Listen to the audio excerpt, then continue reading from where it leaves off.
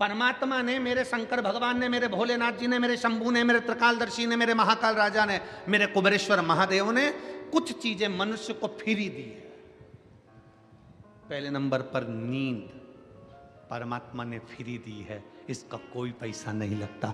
रात को सो तो प्रेम से सो, चिंता छोड़कर सो। मेरे परमात्मा ने कुछ चीजें फ्री दी है। पहले नंबर पर नींद, दूसरे नंबर पर शांति।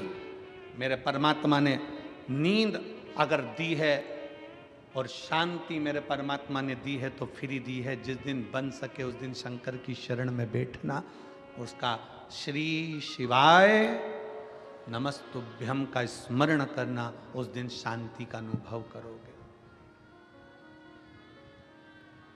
आनंद मेरे भोले बाबा ने फ्री दिया है।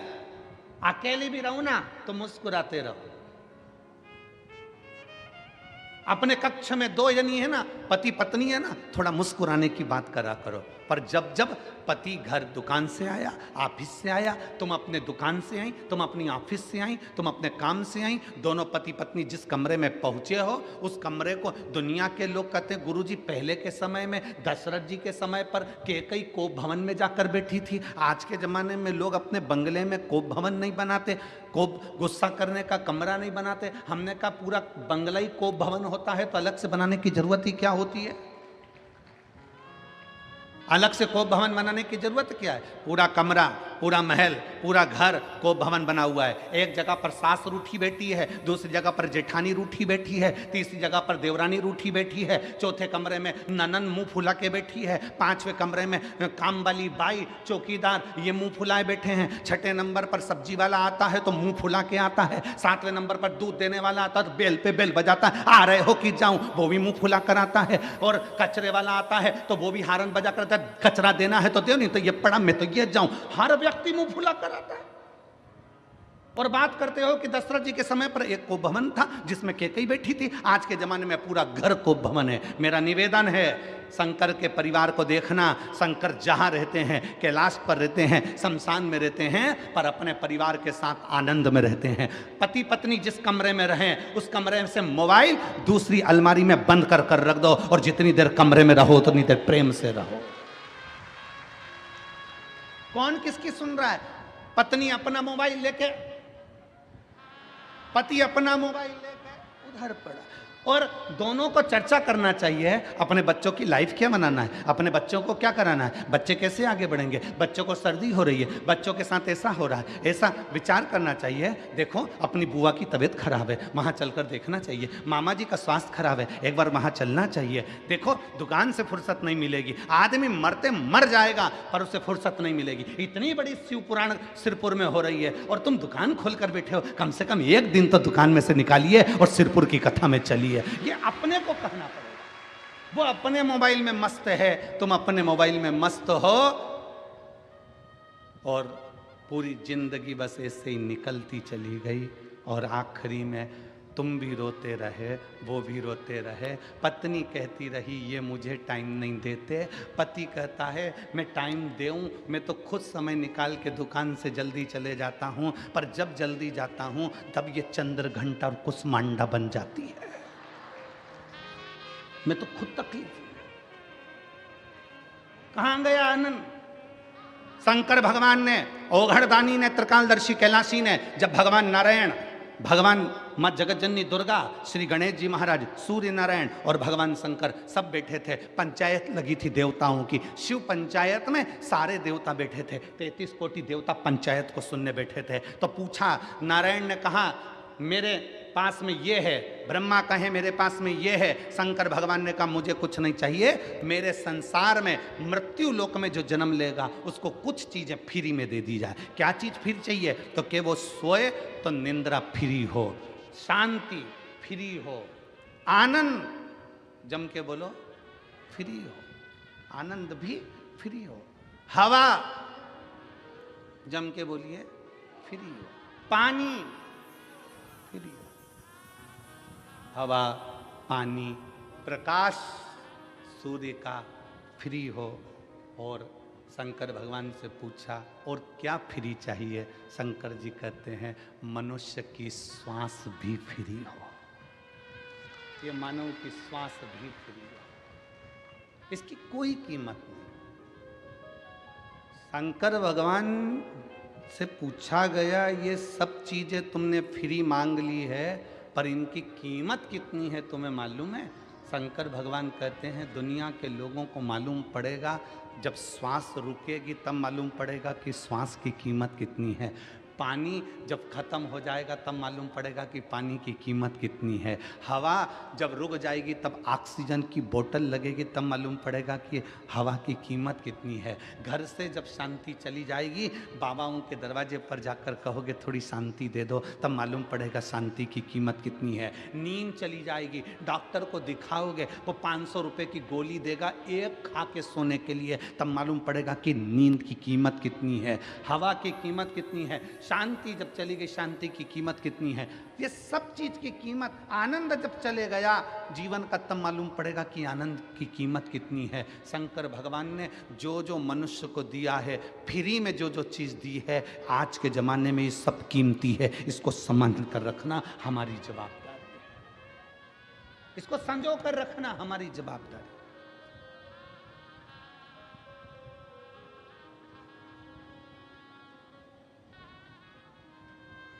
हम क्या दे रहे हैं? कितने लोग मिलते हैं संसार में, कितने, कई लोगों के चेहरे की हंसी चली गई, वो मुसद्दी लाल जैसा हो गया, ऐसा बैठा रहता बिल्कुल मुंह फुला के। घर में माताओं को देखो तो ऐसी बैठी रहेगी, माताएं ऐसी बैठी रहेंगी जैसे मातम में बैठी है। अरे कहां आए हो? घर में बेटा आए ना, सबसे पहले चेहरे पर हंसी, माँ को, पत्नी को, भाभी को, बहन को, जितने घर में सदस्य होते हैं ना, एक दूसरे का चेहरा देखकर आते से ही मुस्कुरा दिया करो, आधा टेंशन घर के बाहर चले जाएगा। आप मुस्कुराते ही नहीं। बेटा घर में आया और माँ मुंह फुलाकर बैठी है तो बेटा समझ जाता है फिर झगड़ा हुआ। आधा टेंशन में बेटा घर दुकान का टेंशन लाया था और आधा और घर में मिल गया। कमरे में पहुंचा तो पत्नी का मुंह फूला था, समझ गया कि बोलना ही बेकार है। बच्चे को देखो तो वो अपना गेम लेके बैठा हुआ है, पापा बोल रहा है बेटा चिक्कू कैसा है, चिक्कू बोल ही नहीं रहा, पापा समझ गया ये भी टेंशन में ही है, आज कुछ ना कुछ बात हुई है। बहन से बात कर रहा तो बहन मुंह फुला कर जवाब देती है मुझे क्या मालूम, मेरे को क्या मालूम, मैं क्या ये देखने के लिए आई हूं। भाई से पूछो तो भाई चिढ़कर जवाब देता है। जरा विचार करिए, जिंदगी का आनंद सारा की सारा समाप्त कर बैठे हो, शून्य पर आकर खड़े हो। बिल्डिंग बढ़ गई, धन बढ़ गया, संपदा बढ़ गई, सत्ता बढ़ गई, वैभव बढ़ गया, अपने देश का, प्रदेश का, राज्य का, सबका विकास हो गया।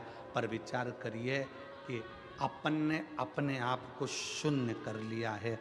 आनंद और शांति और निंद्रा सब चली गई, सुख चले गया।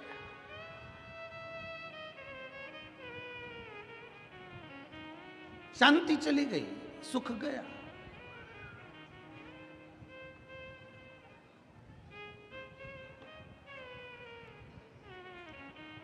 और महाराज मेरा शिव, मेरा उघड़दानी, जो जो चीजें आपको फ्री में दिया है ना, उसकी कीमत बहुत है, बहुत कीमत है। श्वास की इतनी कीमत है कि डॉक्टर को लोग कैंसर हॉस्पिटल में जाकर देखिए, और कैंसर हॉस्पिटल में जाकर लोग अटैची की अटैची पैसे की दे देते हैं। डॉक्टर साहब मेरे पिता को, मेरी पत्नी को, मेरे पति को, मेरे बेटे को, मेरे परिवार को बचा लीजिए, ये पैसा लगा। श्वास दे दो, श्वास।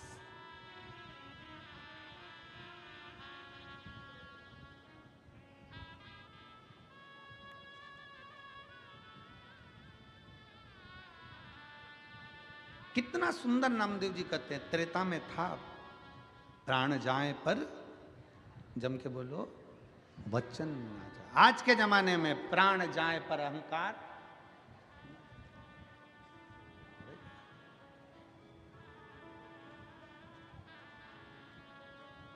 किस अभिमत्ता में जी रहे हो?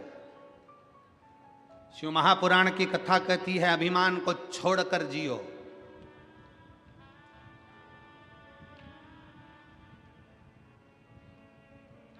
किसी को छोटा मत समझो,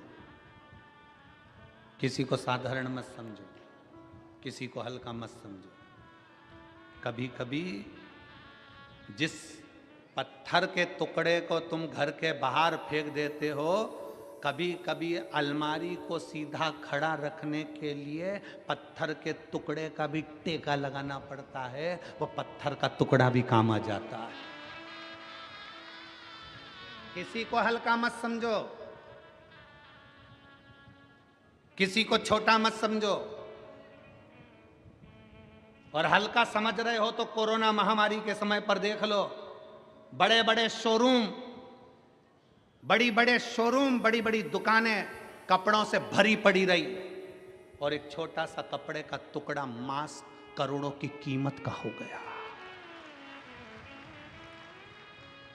बड़े बड़े शोरूम में कपड़े भरे की भरे रह गए, बड़े से बड़ी दुकान में कपड़ा पड़ा की पड़ा रह गया, ताले लगे की लगे रह गए, और एक छोटा सा कपड़े का टुकड़ा जिसकी कोई कीमत नहीं थी, वो छोटे सा कपड़े का टुकड़ा भी करोड़ों का बिक गया, करोड़ों का व्यापार कर गया। करोड़ों का व्यापार एक जरा से मास्क ने कर दिया, और वो शोरूम कपड़े के भरे की भरे रह गए। कौन पूछता था वो जरा से मास्क को? कौन जानता था वो इतने से मास्क के कपड़े के टुकड़े को? उसकी क्या कीमत थी?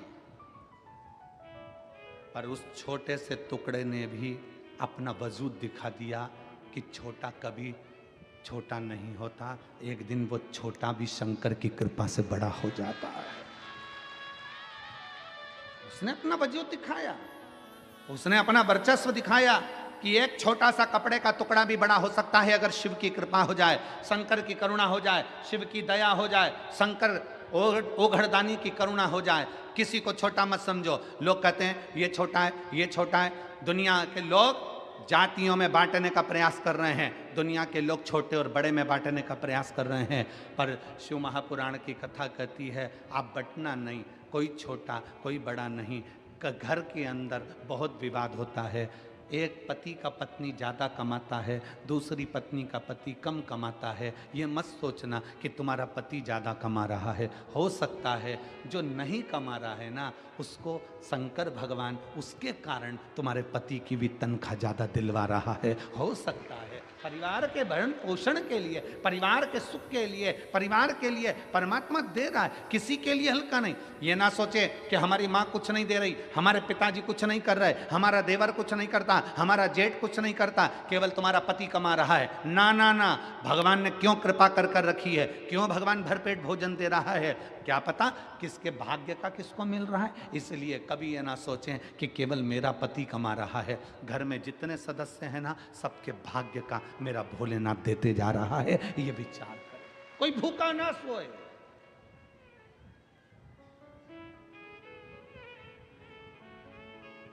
आप सुख को ढूंढिए। क्या मिला शिव महापुराण की कथा से, भगवान शंकर की करुणा से, शंकर भगवान के से सुंदर शिव महापुराण की कथा क्या देती है? ये इतने इतने पत्र रोज आते हैं।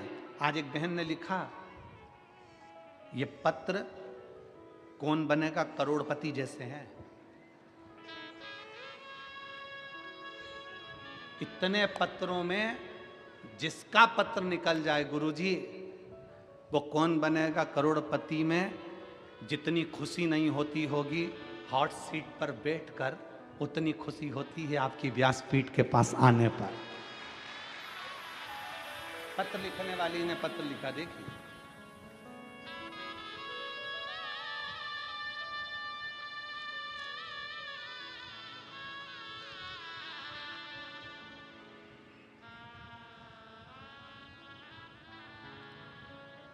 मैं सो जय श्री प्रशांत पाटिल सिरपुर की रहने वाली हूँ।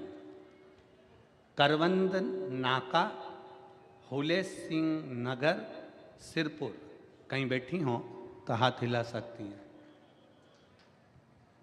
आ जाओ आ जाओ, हॉट सीट के पास आ जाओ, आइए बता रहा हूँ।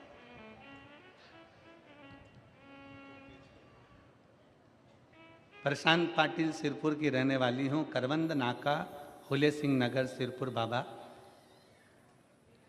मेरी माँ रोज बोलती थी कि तू कथा सुना कर, पर मैं कथा नहीं सुनती थी। गुरुदेव, मेरी माँ रोज मुझे बोलती कि कथा सुन कथा सुन। मैं कथा नहीं सुनती, माँ से कह देती सुनती हूँ, पर मैं नहीं सुनती थी। महाराज, जो सत्य है वो इस पत्र में लिख रही हूँ। तभी एक दिन मन में आया कि मेरी माँ रोज कहती है कथा सुन, और मैं उसको कह देती हूँ सुनती हूँ और सुनती नहीं, एक बार सुनना चाहिए। तब मैंने अपने पति से कहकर टीवी पर कथा देखना प्रारंभ करी। कथा देखना प्रारंभ करी तो पति नाराज हो गए। क्या दिन भर महाराज की कथा सुनती रहती, बंद कर दे टीवी। बड़ी दुखी हो गई। मैंने मेरे पति को हाथ जोड़ प्रणाम कर कर कहा, एक बार तुम भी तो इस महाराज की कथा तो सुनो, ये सियोर वाला महाराज है, एक बार तो सुनो। पति के मेरे को नहीं सुनना। एक दिन मैं कहीं चली गई और पति उसी टाइम पर टीवी चालू कर कर बैठ गए और आपकी कथा सुन रहा था। पति जब कथा सुन रहा था उस समय पर मालेगांव में आपकी कथा चल रही थी। मैंने अपने पति से कहा चलो अपन कथा में चलते हैं।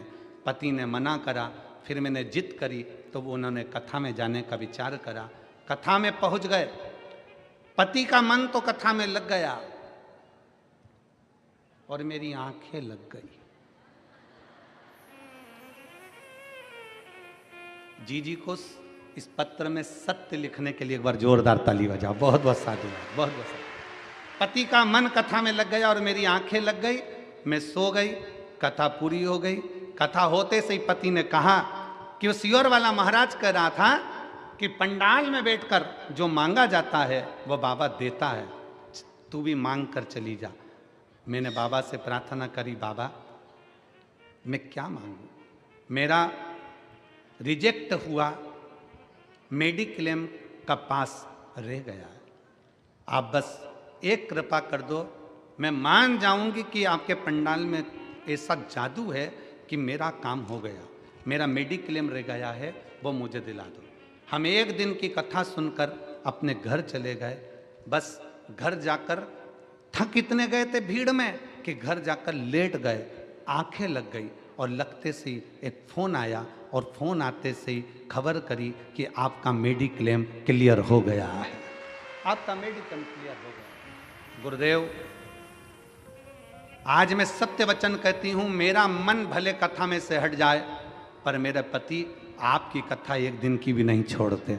मैं भले मन को हटा लूँ पर मेरे पति कथा को नहीं छोड़ते। गुरुदेव, आपका पत्र पढ़ना, अब इस लाइन को पढ़िए, आपका पत्र पढ़ना ये तो एक करोड़पति जैसा खेल है। कौन बनेगा करोड़पति? 10 पत्र में से एक पत्र छटता है, जितना हॉट सीट पर बैठने पर खुशी नहीं होती वो खुशी आपकी व्यासपीठ के पास आने पर होती है। ये शिव है, ये शंकर है, ये ओघड़ है। जहाँ बैठी हैं दीदी, आइए एक बेलपत्र लेकर जाइए। शिव कृपा।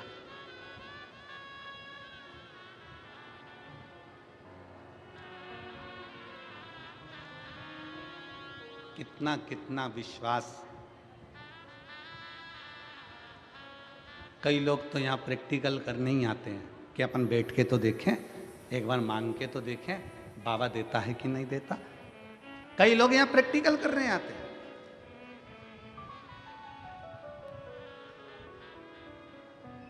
अजय,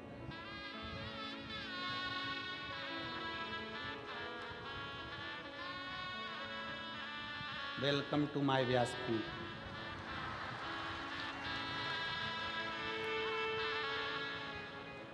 प्रशांत पाटिल सिरपुर की रहने वाली हूँ, कवंद नाका, फूले सिंह नगर, सिरपुर। एक बार जोरदार ताली बजाकर स्वागत करो। बहुत बहुत साधुवाद। बधाई हो। ले माँ।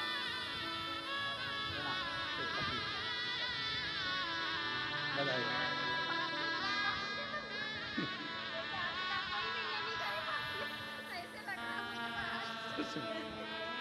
हर हर शिव तत्व। जी बोल रही है, किसी से मिलने की तमन्ना नहीं पर इससे मिलने की तमन्ना है। शिव शिव है, ओघड़ी ओघड़ी है, शंकर शंकर। प्रसन्नता।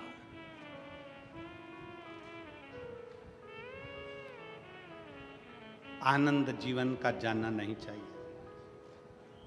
खुशी, शांति, निंद्रा जाना नहीं चाहिए। प्रसन्नता तुम्हारे चेहरे पर हो। क्या दिया है शिव महापुराण ने? शंकर की कथा ने आपके चेहरे पर प्रसन्नता दी है। एक पत्र और है, जरा ध्यान दो।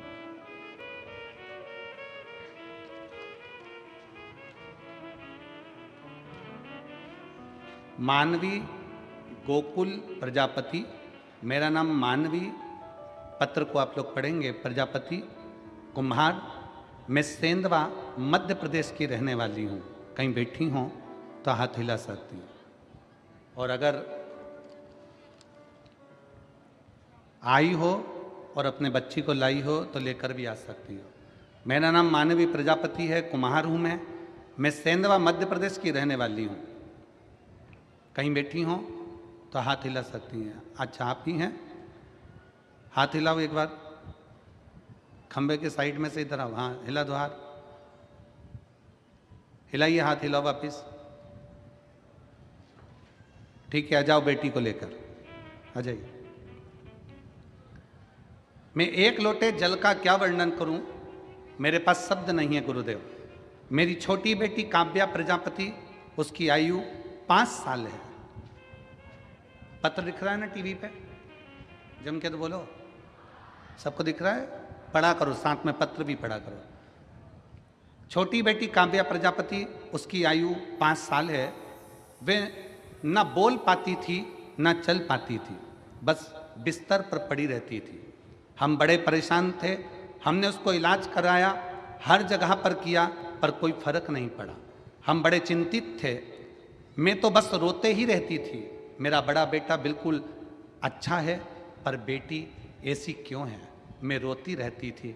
हमने उसको इंदौर के बड़े अस्पताल में दिखाया। डॉक्टर कहने लगे कि ये बच्ची ना बोल सकती है ना चल सकती है। इसकी खून की जांच बेंगलोर में भेजी गई। पता चला कि इसको डाउन सिंड्रोम की बीमारी है, जिसके अंतर्गत ये बच्ची न बोल पाएगी, न सही से बैठ पाएगी, न चल पाएगी, न सुन पाएगी। मैं बहुत रोने लगी। किसी ने बताया आस्था चैनल पर सीहोर वाला कोई महाराज आता है, शिव महापुराण की कथा करता है, उसे सुनो। मैं ये से चीज़ों पर विश्वास नहीं करती, पर मैं मेरी बेटी के लिए कथा सुनना शुरू किया। फिर 2022 में सीहोर रुद्राक्ष महोत्सव में गई, वहाँ भीड़ बहुत थी, फिर भी मैं रुद्राक्ष को लिए भीड़ में खड़ी रही। वहाँ रुद्राक्ष लिया, कंकर शंकर की पूजन कही, बाबा को रुद्राक्ष रात को लाई और बाबा को प्रणाम कर कर रुद्राक्ष को तांबे के कलश में गलाती, फिर वही जल शिव जी को चढ़ाती और बेटी को पिलाती। फिर आपकी कथा जलगांव में थी, मेरी बेटी को लेकर आई, 4 दिन की कथा सुनी, धरती को नमन किया, वहीं पर बेटी को सुला देती, मिट्टी उसके शरीर पर लगा देती, बाबा को प्रार्थना करती। इसका शरीर काम नहीं कर रहा, न सुन सकती, न बैठ सकती, न बोल सकती, न चल सकती। आज मैं बाबा को प्रणाम करने के लिए आई हूँ। पंडाल का बैठकर कथा सुनने का फल क्या है? आज मेरी बेटी पूरी तरह से स्वस्थ हो गई, बोलने भी लगी, चलने भी लगी, सुनने भी लगी और बाबा की कृपा से स्कूल जाने भी लगी। मैं बाबा को प्रणाम करने आई हूँ, जिसका फोटो मैंने आगे लगाया है और बेटी भी आई हुई है, फोटो लगाया है, फोटो देख सकते हैं। पंडाल में एलईडी पर आप लोग इस बच्ची का फोटो भी देख सकते हैं। ना चल सकती थी, कमर से काम नहीं करती थी, कमर से पूरे पलंग पर पड़ी रहना, ना पैर ना हाथ, ना सुनना ना बोलना, बस पड़े। हम तो बाबा के भरोसे चलते हैं, हम तो बाबा के भरोसे चलते हैं। ये दुनिया वाले जलते हैं, ये दुनिया वाले जलते हैं, हम तो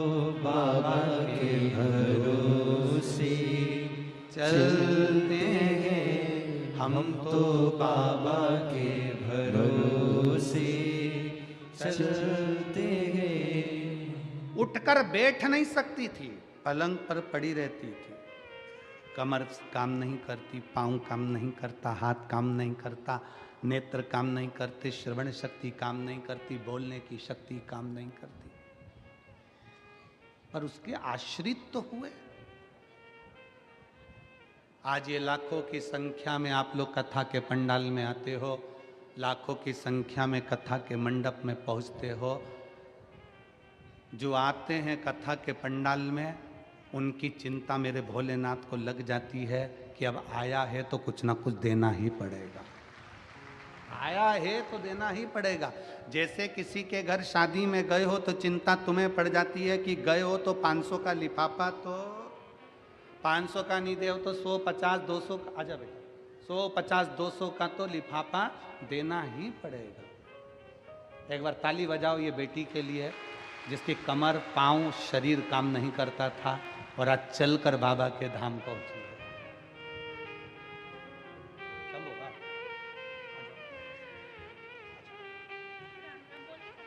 राम राम बोलो, बोलो राम राम, राम राम बोलो, राम राम, शंभो, श्री राम, श्री शिवाय नमस्तुभ्याम, श्री शिवाय। रोते नहीं बेटा, रोना नहीं, अब तो बाबा ने अच्छा करा ना इसको, ले रोते नहीं, बिल्कुल चुप होकर। श्री राम देव, जय श्री राम। रोना नहीं, आंसू पोंछ के जाओ, खुश होकर जाओ। तो चलने लगी, धीरे धीरे और शरीर काम करेगा, ठीक है बाबा, अच्छा शंभू, श्री श्री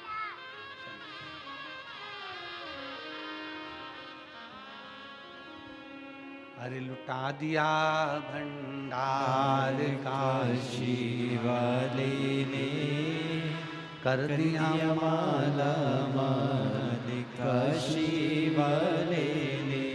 जो जैसी भावना लाया वो वैसा ही फल पाया।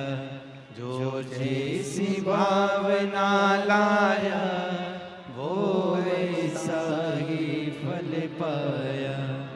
नहीं खाली किसी लौटाया, वो मन ही मन हर्षाया। और कर दिया माला माल काशी वाले ने, लुटा दिया भंडार काशी वाले ने। एक माँ का दिल जो होता है ना, वो बड़ा विचित्र होता है, बड़ा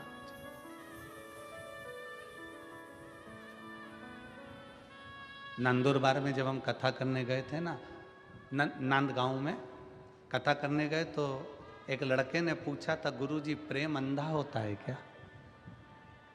हमने कहा प्रेम अंधा होता है। एक माँ के गर्भ में जब बच्चा आता है ना, माँ उसको बिना देखे प्रेम करने लगती है, इसलिए प्रेम अंधा होता है। एक माँ का दिल क्या होता है ना, जिसकी बेटी पलंग पर केवल पड़ी रहे, ना शरीर काम करे, ना हाथ पैर काम करे, ना बोल सके, ना देख सके, ना सुन सके, उस माँ की दशा का अंदाज़ा लगाइएगा कि उसकी बेटी अगर थोड़ी बहुत भी चलने लगे और थोड़ा बहुत बोलने लगे और सुनने लगे ना, तो उस माँ से पूछना कि जिंदगी की सबसे बड़ी खुशी उस माँ को मिल जाती है। उस माँ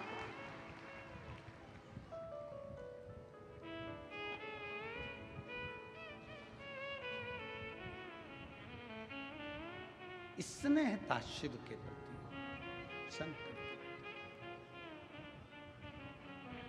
आप आए हो, इतनी लाखों की संख्या में पहुंचे हो, तुम्हारा टेंशन शंकर जी को है।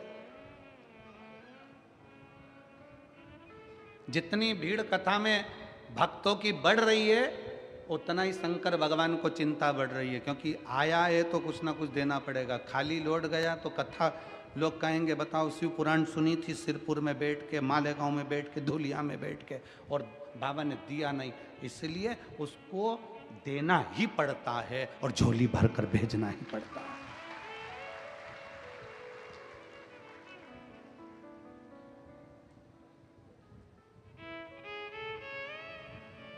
9 तारीख से 11 तारीख तक दुबई में कथा है, 3 दिवस की। 9 दिसंबर से 11 दिसंबर तक त्रिवेणी शिव महापुराण की कथा भारत में 1 बजे से 4 बजे तक आस्था चैनल पर आएगी, और वहाँ 11:30 बजे दुबई में चलेगी एयरपोर्ट रोड पर। तो कथा का लाभ आप दुबई वासी अल गलहोत Dubai airport road Le Meridien Dubai hotel and conference centre में ये कथा है। कोई शुल्क नहीं, वहाँ भी निःशुल्क।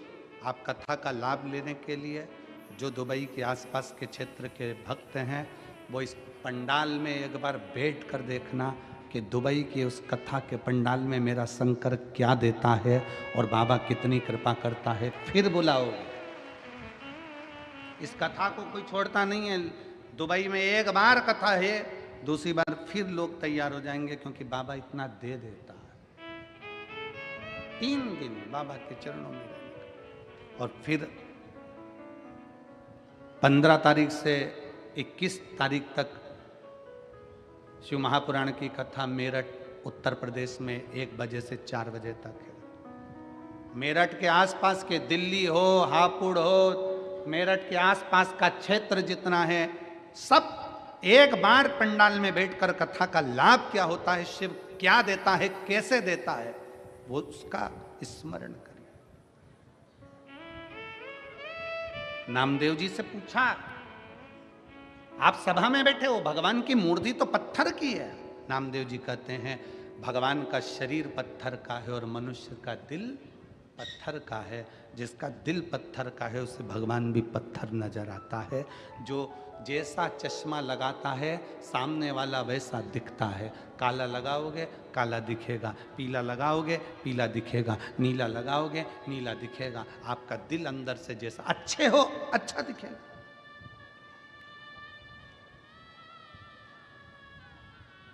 क्यों हम इतनी शर्त से व्यासपीठ पर बैठकर बोल देते कि शंकर जी झोली भरेगा? क्योंकि हमें भरोसा है उस पर, देखा है उसको।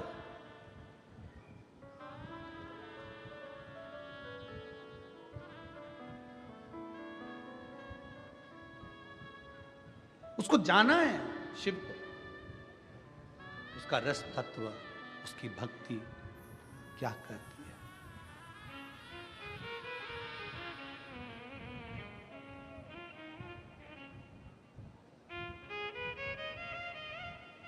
किसी के घर में शादी में गए हो, उसका फर्ज है खाना भी खिलाएगा, रुकाएगा भी और बाद में कुछ ना कुछ देकर भेजेगा भी। फर्ज उसका है, वो देकर भेजेगा। आप उसकी कथा में आए हो, आप सियोर वाले महाराज की कथा में नहीं आए हो। कथा किसकी चल रही है? किसकी? जम के बोलो, देवरिदेव महादेव। सियोर वाले महाराज की कथा चल रही है क्या कि पंडित प्रदीप मिश्रा ऐसे वैसे यूं, तो उसकी कथा चल रही। कथा किसकी? शंकर की चल रही है। आप शिव की कथा में आए।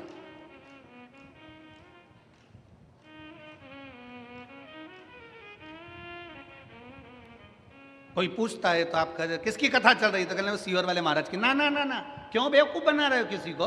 सियोर वाले महाराज की चल रही है, फालतू की बात है। कथा किसकी चल रही है? कोई पूछे तो शान से कहना मेरे बाप देवाधिदेव महादेव की चल रही है।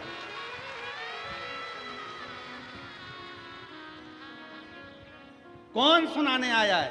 सियोर वाला महाराज नहीं, सीहोर से कंकर शंकर की भूमि से कुबेरेश्वर महादेव स्वयं इस कथा को लेकर तुम्हारे बीच में कथा सुनाने आए। शिव महापुराण के महत्तम में लिखा है कथा सुनाने वाला शंकर, कथा सुनने वाला शंकर और कथा करवाने वाला शंकर। सामर्थ्य की तो है ही नहीं। भागवत कथा होती तो मनुष्य करा सकता था, राम कथा होती तो मनुष्य करा सकता था, सारी पुराने मनुष्य करा सकते हैं। पर शिव महापुराण की कथा मनुष्य नहीं, शंकर स्वयं जजमान बने हैं। ईश्वर जी और गोरा जी, शंकर स्वयं तुम रुकेश्वर महादेव बनकर कथा को बांच रहे हैं। शंकर स्वयं कथा की व्यवस्था कर रहे हैं। कोई की सामर्थ्यता, मनुष्य की सामर्थ्यता नहीं है कि वो शिव पुराण की कथा करवा ले, बाँच ले और सुन ले। कथा वो बाँचता है। और जिस दिन कथा बाँचने वाले के मन में यह जाए कि कथा मैं बाँच रहा हूं, उस दिन कथा कथा नहीं रहती, फिर व्यथा हो जाती है। इसलिए कथा बाँचने वाले को चाहिए कि ये शंकर की कथा है, बाँचने से पहले विचार करना कि तुम नहीं बाँच रहे हो, इस कथा को स्वयं शंकर आपकी कंठ में बैठकर जो बचवा रहा है, जो बाँच रहा है, वो उसकी सामर्थ्यता है। आप शून्य हो, शून्य।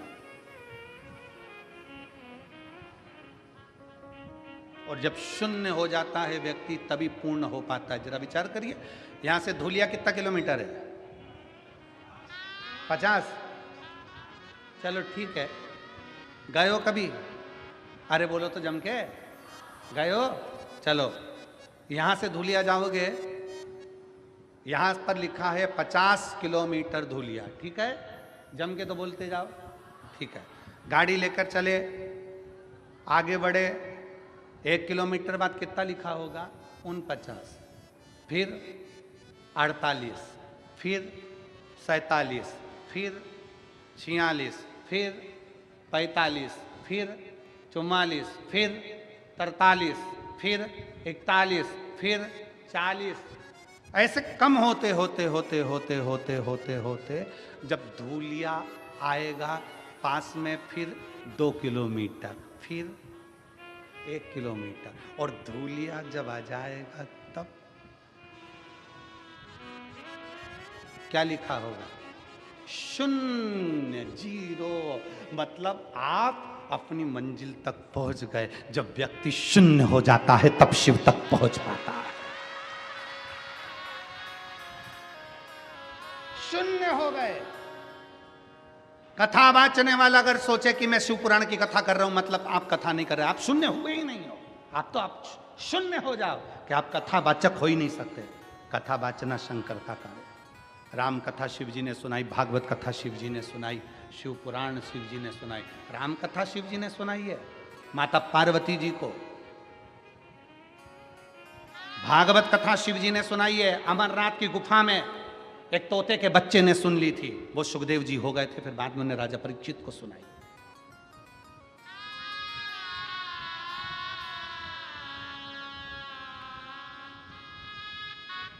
शून्य कहा जाए, ये सब शंकर का है, सब शंकर।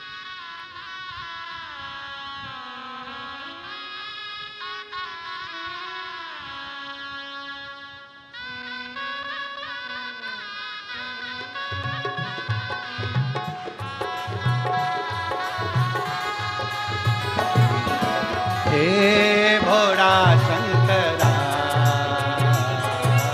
हे भोला शंकरा, आवड तुला वेलाची, आवड तुला वेलाची, बेलाच्या पानाची। हे भोला शंकरा, शंकरा, हे भोला शंकरा, शंकरा, हे भोला शंकरा, आवड तुला वेलाची, आवड तुला वेलाची, बेलाच्या पानाची।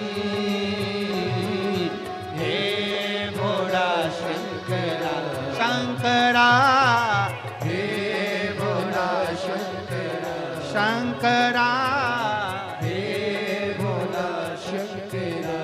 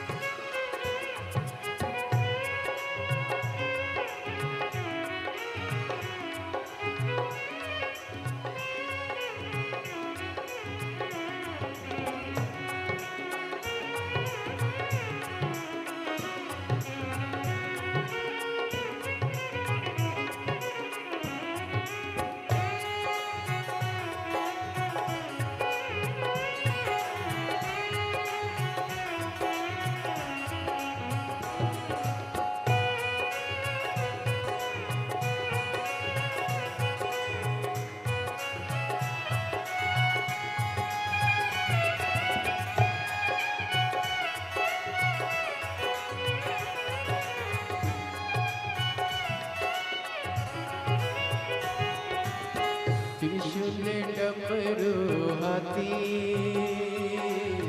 संग नाचे पार्वती हो त्रिशूल डमरू हाथी संग नाचे पार्वती हो त्रिशूल डमरू हाथी संग नाचे पार्वती हो त्रिशूल डमरू हाथी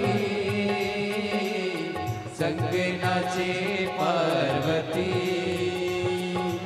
आवड तुला बेलाची आवड तुला बेलाची बेलाच्या पाण्याची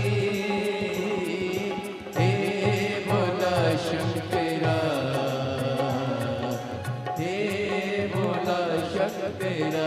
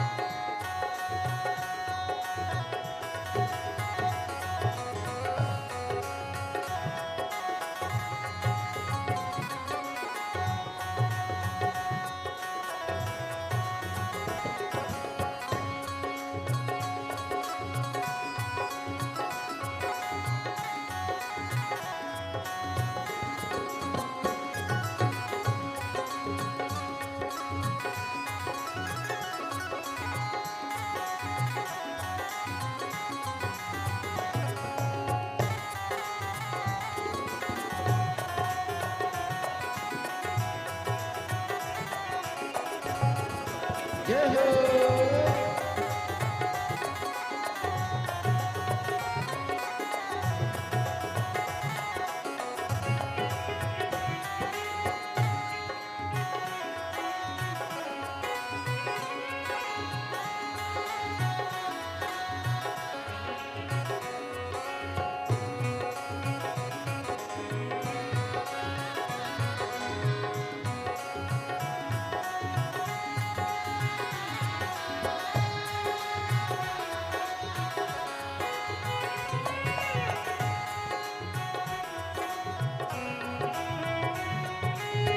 कमरे ले लावली लंगोटी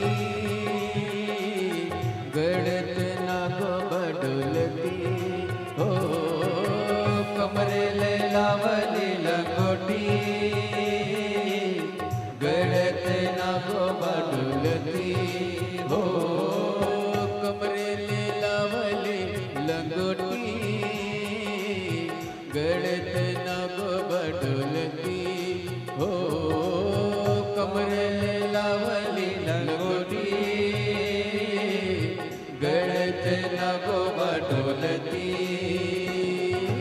आवड तुला बेलाची आवड तुला बेलाची बेलाच्या पाण्याची हे भोला शंकरा हे भोला शंकरा आवड तुला बेलाची आवड तुला बेलाची बेलाच्या पाण्याची हे भोला शंकरा हे भोला शंकरा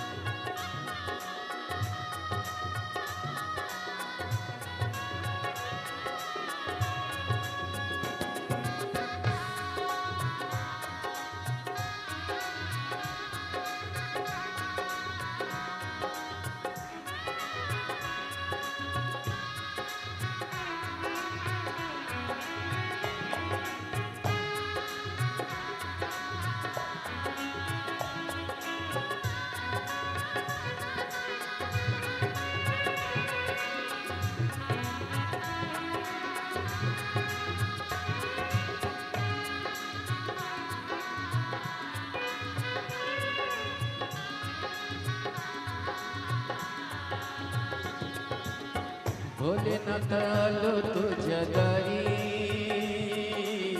कुठे दिसे ना पुजारी हो भोलेनाथ आलो तुझ्या दारी कुठे दिसे ना पुजारी हो भोलेनाथ आलो तुझ्या दारी कुठे दिसे ना पुजारी हो भोलेनाथ आलो तुझ्या दारी कुठे दिसे ना पुजारी आवड तुला बेलाची आवड तुला बेलाची बेलाच्या पाण्याची हे भोला शंकरा हे भोला शंकरा आवड तुला बेलाची आवड तुला बेलाची बेलाच्या पाण्याची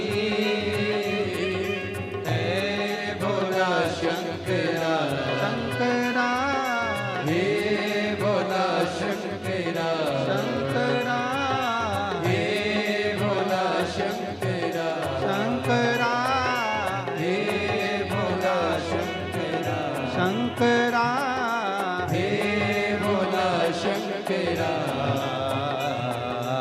आवड तुला बेलाची आवड तुला बेलाची बेलाच्या पाण्याची हे भोला शंकरा हे भोला शंकरा हे भोला शंकरा हे भोला शंकरा हे भोला शंकरा आर्या महादेव अपने स्थान पर बैठकर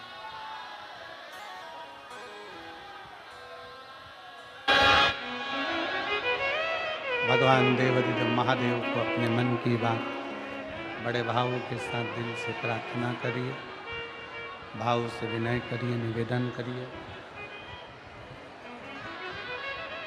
जहाँ जगह मिले वहाँ बैठकर बाबा को अपने मन की बात कहिए, दिल से प्रार्थना करिए, भाव से विनय करिए। यही प्रार्थना के लिए पूरा विश्व शिव महापुराण की कथा में पंडाल में पहुंचना चाहता है। जहाँ जगह मिले वहाँ बैठकर दिल से बोलिएगा, सब साथ में बोलना। आपकी और हमारी प्रार्थना शिव स्वीकार करे, इस भाव से बोलिए।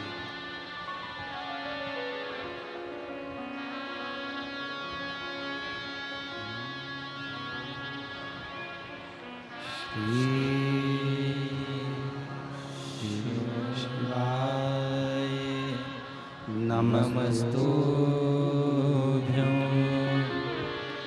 श्री शिवाय नमस्तुभ्यं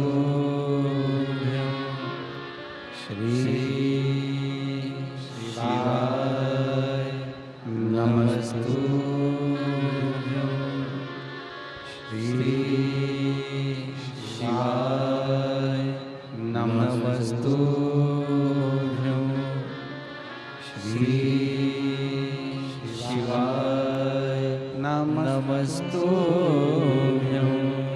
भोला सब दुख काटो हमारा, ओ भोला सब दुख काटो हमारा। शिव शंकर जपूं तेरी माला, भोले बाबा जपूं तेरी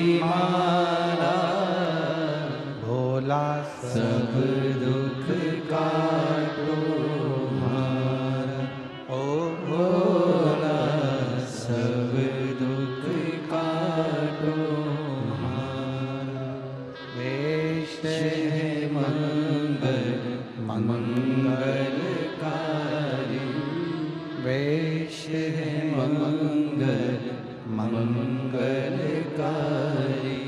शमशान निवासी हमारा, शमशान निवासी हमारा, ओ भोला सब दुख काटो हमारा।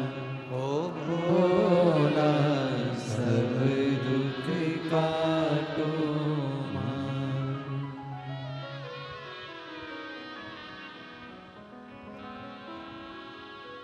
भगवान देवाधिदेव महादेव शिव कथा कह रही है, भगवान शंकर का चरित्र शिव महापुराण वर्णन कर रही है। नामदेव जी से कहा, क्या आपने ईश्वर को देखा है? क्या आपने भगवान को देखा है?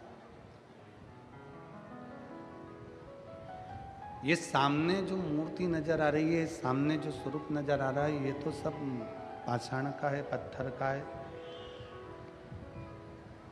रिटर्न बढ़ाओ थोड़ा सा। जो सामने स्वरूप दिख रहा है, ये तो सब पत्थर का है।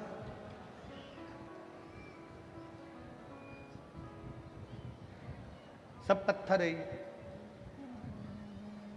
नामदेव जी ने कह दिया कि जैसा दिल, जैसा हृदय, वैसा ही सब दिख रहा। अच्छे को अच्छा नजर आता है और बुरे को बुरा नजर आता है।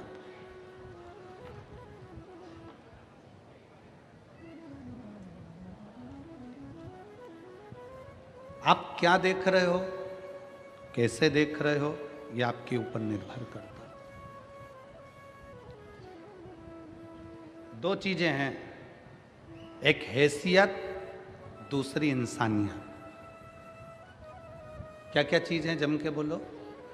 पहले नंबर पर क्या है? हैसियत, और दूसरे नंबर पर इंसानियत।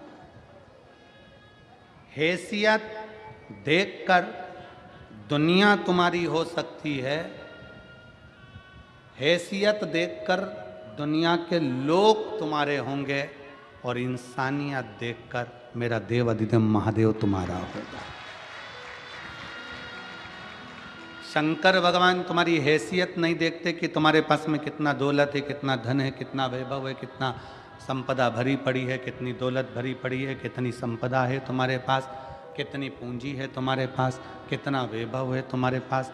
ये मेरा शंकर नहीं देखता। मेरा शंकर तो तुम्हारी हैसियत नहीं देखता, इंसानियत देखता है कि तुम किसी भूखे को भोजन कराए, प्यासे को पानी पिलाए, किसी की दवाई की किसी को ज़रूरत है और आपने उसको औषधि दी है क्या? कोई वृद्ध है, गिर पड़ा है, उसको उठाया है क्या? किसी की तकलीफ में तुमने आंसू बहाया है क्या? किसी की मुस्कुराहट को देखकर तुम मुस्कुराए हो क्या? ये इंसानियत शिव देखता। शिव हैसियत नहीं देखेगा। तुम्हारे पास करोड़ों का धन है, करोड़ों की पूंजी है, शंकर भगवान को क्या करना है तुम्हारी पूंजी से?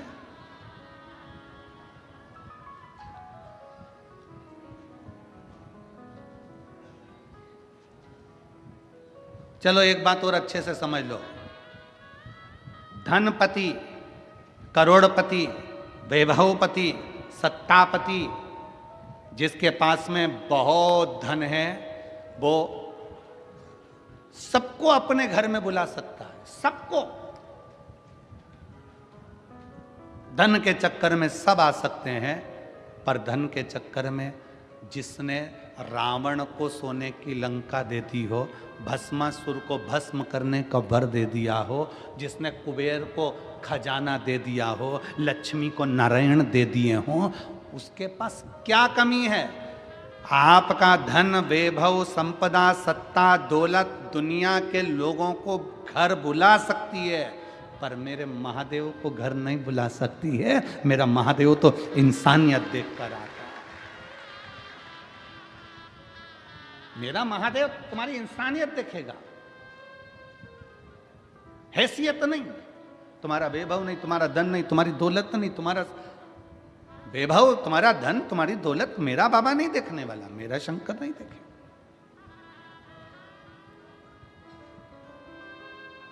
उसको केवल तुम्हारा निर्मल मन सो मोहि पावा, मोहि छल छिद्र कपट ना।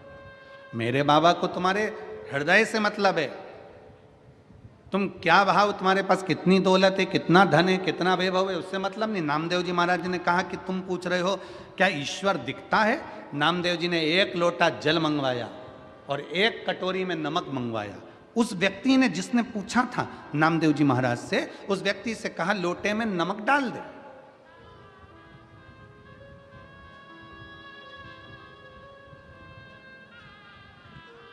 ये लोटे में नमक डाल, और लोटे में नमक डाला। नामदेव जी ने उसको हिला दिया, घुमा दिया, नमक पानी में घुल गया। अब नामदेव जी महाराज बोले, ले इस लोटे में जो पानी है उसमें नमक दिख रहा है क्या?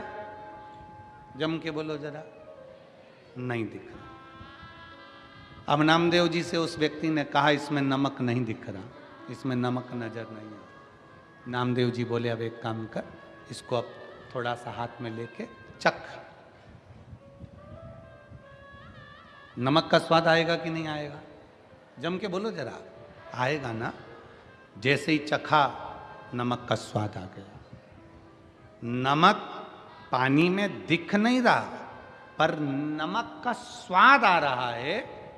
उसी तरह परमात्मा कण कण में समाया है, वो दिखता नहीं है पर हमें महसूस होता चले जाता है। हमें महसूस होता।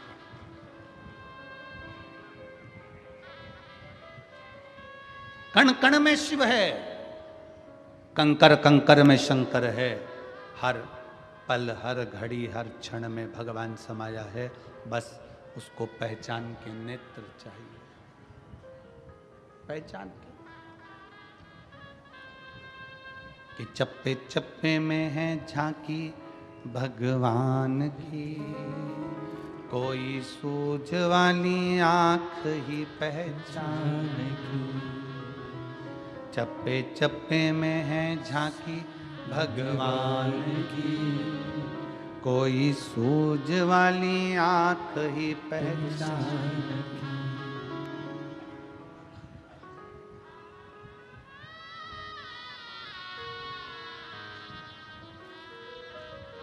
नामदेव जी रोटी बनाते हैं, टिक्कड़ बनाते हैं, और वो कुत्ता उस टिक्कड़ को लेकर चले जाता है। टिक्कड़ कुत्ता ले जाता है और नामदेव जी उसके पास घी का कटोरा लेकर दौड़ते पड़ते हैं। पहचान गए, जान गए नामदेव जी।